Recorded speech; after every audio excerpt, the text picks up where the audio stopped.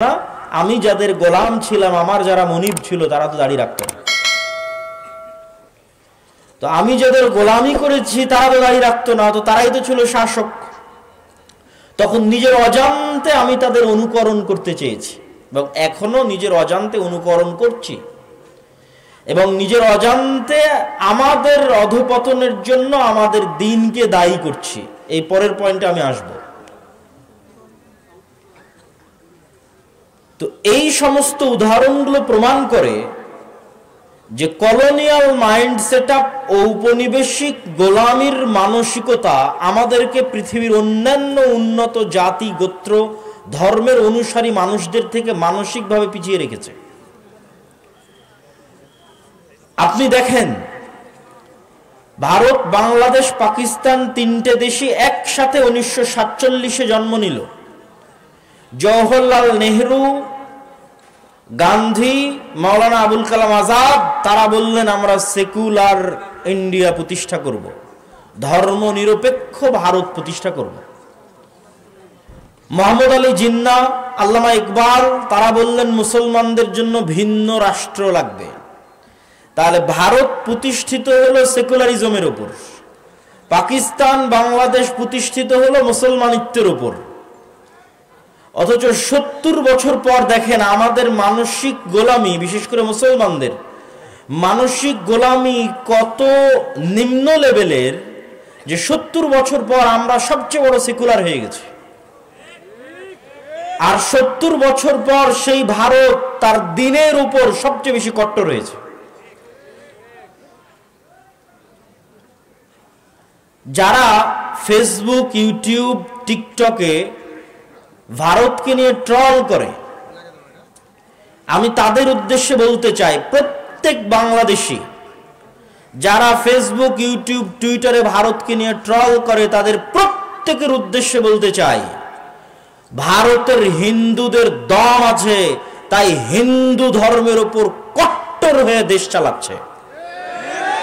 এই মুসলমানের সন্তানেরা, তোমাদের দম কোথায় যে তোমরা বাংলাদেশকে ইসলামের উপর দাঁড় করিয়ে কেন চালাতে পারো না? তাহলে গোলাম কে? গোলাম তোমরা। সে নিজের ভ্রান্ত দিনের উপর কট্টর অবস্থায় দেশ চালাচ্ছে, আর তুমি মিউ মিউ মিউ মিউ করে বলো যে আমি সেকুলার, আমি সেকুলার, আমি সেকুলার। ইসরায়েলের দিকে দেখেন,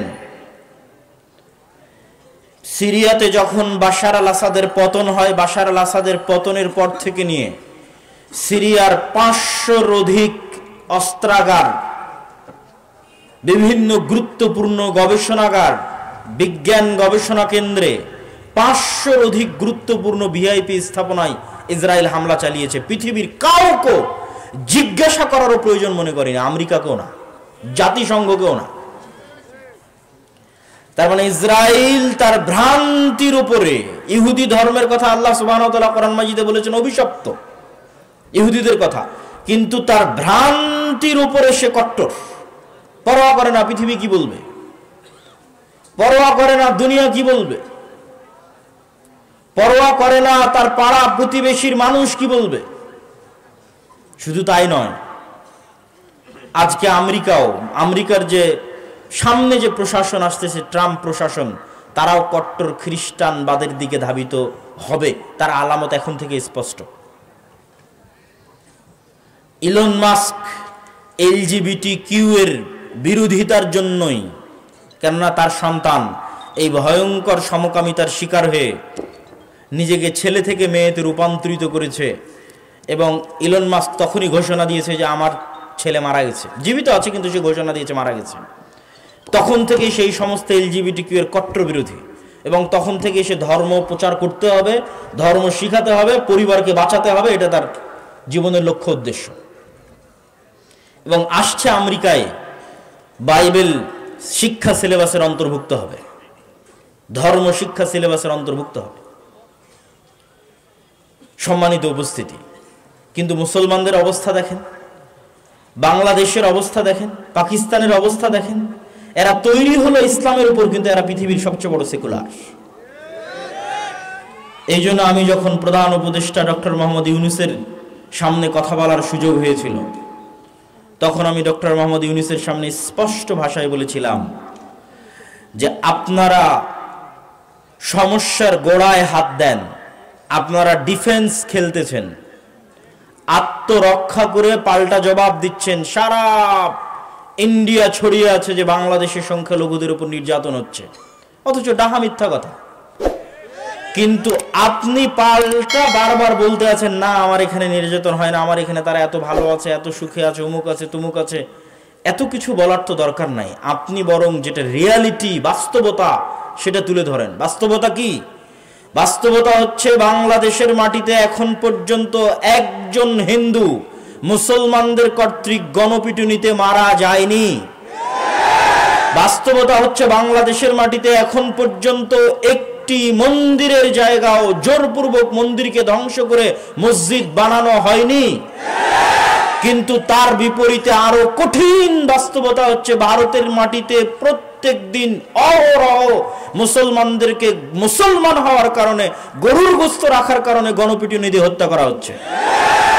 তার বিপরীতে আরো কঠিন ও কঠোর বাস্তবতা হচ্ছে যে ভারতের যতগুলো পুরাতন মসজিদ আছে প্রত্যেক মসজিদের পিছনে দাবি করা হচ্ছে এই মসজিদ আগে মন্দির ছিল, অতএব এখানে মসজিদ ভেঙ্গে মন্দির তৈরি করা হোক।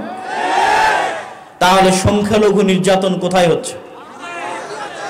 সংখ্যালঘু নির্যাতন ইন্ডিয়াতে হচ্ছে। তো আপনি যদি বলতে চান বাংলাদেশের অবস্থানকে শক্তিশালী করতে চান, তাহলে বাংলাদেশের সংখ্যালঘুরা তো ভালো আছে এটা বলারই দরকার নাই। আপনাদের যদি সাহস থাকে, বুকে দম থাকে, তাহলে পৃথিবীবাসীর সামনে, জাতিসংঘের সামনে প্রকাশ্যে উচ্চারণ করেন যে ভারতে সংখ্যালঘুদের নির্যাতন হচ্ছে, সেখানে সংখ্যালঘুদের নিরাপত্তা দরকার, জাতিসংঘের শান্তিরক্ষী বাহিনী ওখানে পাঠানো দরকার মুসলমানদের বাঁচানোর জন্য। সম্মানিত উপস্থিতি, কিন্তু কেন পারছি না? কলোনিয়াল মাইন্ড সেটআপ, ঔপনিবেশিক মানসিক দাসত্ব, যে আমাকে সবসময় ছাড় দিতেই হবে, আমাকে এই পৃথিবীর সবচেয়ে বড় সেকুলার হতে হবে, আরেকজন কট্টর হিন্দু হলে সমস্যা নাই, আরেকজন কট্টর ইহুদি হলে সমস্যা নাই, কিন্তু আমি আমার দিনের উপর কট্টর হতে পারবো না। আমি যদি আমার দিনের উপর কট্টর হই তাহলে আমি সন্ত্রাসী। কিন্তু এই সুযোগ যদি আপনি দেন তাহলে আপনি দুর্বল। আর যদি আপনি বলেন না যে আপনি স্বাধীন হতে চান, তাহলে তাদের মতো কল্পনা করেন, স্বাধীন হতে চাইলে তাদের মতো চিন্তা করেন, ফ্রান্সের নাগরিকের মতো চিন্তা করেন, ইতালির নাগরিকের মতো চিন্তা করেন, ভারতের হিন্দুদের মতো চিন্তা করেন, ইসরায়েলের ইহুদিদের মতো চিন্তা করেন, লন্ডনে বসবাসরত ইহুদিদের মতো চিন্তা করেন। তাদের হুবহু অনুসরণ করতে হবে এটা বলছি না। আপনি একটা ইহুদি ফ্যামিলি দেখান যে ইহুদি ফ্যামিলির সন্তান একজন বা দুইজন, এখানে উঠে গিয়ে ফোন দিবেন ইউরোপ এবং আমেরিকায় বসবাসরত যে কোনো প্রবাসীকে, যে তুমি খুঁজে নিয়ে এসে দিবা যে একটা ইহুদি পরিবারের সন্তান এক বা দুই, তার বেশি তারা নেয়নি। অথবা আমাকে জানাবা যে গড়ে ইহুদি ফ্যামিলিগুলোতে সন্তান কয়টা করে হয়। গড়ে তাদের সন্তান 6, 7, 8, 9 এখনো গড়ে। তো তাকে অধিক সন্তান নিতে লজ্জা লাগে না, কিন্তু এক মুসলমান অধিক সন্তান নিবে, তাকে এমন ভাবে পড়ানো হয়েছে যে সে অধিক সন্তান নিতে লজ্জাগ্রস্ত হবে। এমন ভাবে তার সিলেবাসের মধ্যে কলোনিয়াল গোলামির মানসিকতা ঢুকিয়ে দেওয়া হয়েছে যে সেটি থেকে বের হতে পারে না, এই ট্রমা থেকে বের হতে পারে না। কিন্তু প্রশ্ন তৈরি হবে কখন? যখন ওদেরকে দেখবেন। খ্রিস্টানদের দেখে প্রশ্ন তৈরি হবে না। কেন খ্রিস্টানদের দেখে প্রশ্ন তৈরি হবে না সেটা আল্লাহই বলে দিয়েছেন, ওয়ালাদ্দাল্লিন, তারা আসলে সঠিক পথ জানে না। এই জন্য অসংখ্য খ্রিস্টান পাবেন জুয়া খেলছে, মদ খাচ্ছে, ঠিক আছে? অতএব তাদেরকে দেখলে আপনি সঠিক রাস্তা খুঁজে পাবেন এটা না। সম্মানিত উপস্থিতি, ঠিক তেমনি আপনি দেখেন ইহুদিরা তাদের মধ্যে সুদি লেনদেন করছে না করছে না? একটা ইহুদি নিয়ে এসে দিবেন যে তাদের মধ্যে সুদি লেনদেন করছে, তাদের পরস্পরের মধ্যে। হ্যাঁ, সারা পৃথিবীতে যেন সুদি লেনদেন হয়, এটার জন্য তারাই পেট্রোনাইজ করে, তারাই দাঁড় করিয়ে রেখেছে সুদি অর্থনীতি, কিন্তু তাদের মধ্যে কখনো সুদি লেনদেন করবে না। আর আমরা আমাদের সমাজের রন্ধ্রে রন্ধ্রে সুদের বিষ বাষ্প প্রবেশ করেছে। সুদের ইকোসিস্টেম এমন ভাবে তৈরি করা হয়েছে যে পৃথিবীতে কেউ চাইলেও যেন সুদ থেকে বের না হতে পারে। এটা একটা ইকোসিস্টেম।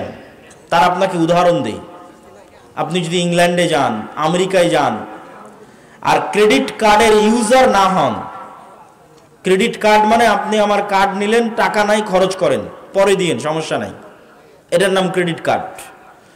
আপনার যদি ক্রেডিট কার্ডের 5-10 বছরের বা বেশি ব্যালেন্স ব্যবহারের রেকর্ড না থাকে, তাহলে একটা বাড়ি ভাড়া নিতে যে পরিমাণ কষ্ট সহ্য করতে হবে, আপনি বলবেন থাক, তার চাইতে আমি ক্রেডিট কার্ডই ইউজ করি। ক্রেডিট কার্ড ইউজ করে ওই ক্রেডিট কার্ড দেখিয়ে আমি বাড়ি ভাড়া অতি সহজে পেয়ে যাব। মানে সুদ মুক্ত থাকবেন এরকম কোন পরিবেশ পৃথিবীতে রাখা হয়নি, কিন্তু তারা সুদ মুক্ত আছে। সুদ মুক্ত থাকবেন এরকম কোন পরিবেশ পৃথিবীতে রাখা হয়নি। এমনকি আপনার ওয়াইফাই যে নিবেন, ওই ওয়াইফাই এর রাউটারের পিছনে ইন্স্যুরেন্স আছে, গাড়ির পিছনে তো আছে, মোবাইলের তো আছে, ওয়াইফাই এর রাউটারেরও ইন্স্যুরেন্স আছে। আপনি বিশ্বাস না হলে আমেরিকা এবং ইংল্যান্ডে কল দিয়ে যাচাই করবেন যে আছে কিনা। আব্দুল্লাহ ভাই বক্তব্যে বলল সত্যি আছে কিনা। সেই দিন বাংলাদেশেও আসবে যখন আপনি ক্যাশ মানি বলে, বাস্তব প্রকৃত ক্যাশ টাকা বলে কোনো টাকা থাকবে না, প্রত্যেকটা টাকাই লোনের বিপরীতে থাকবে। মানে আমার এবং আপনার পকেটে এখন যত টাকা আছে, আসলে এগুলো একটাও বাস্তবে ক্যাশ টাকা নাই, প্রতিটা টাকার বিপরীতে ব্যাংকে লোন আছে। তাহলে there is no cash money without loan. মানে সুদের ভিত্তিতে লোন ছাড়া কোনো ক্যাশ মানির অস্তিত্ব পৃথিবীতে থাকবে না।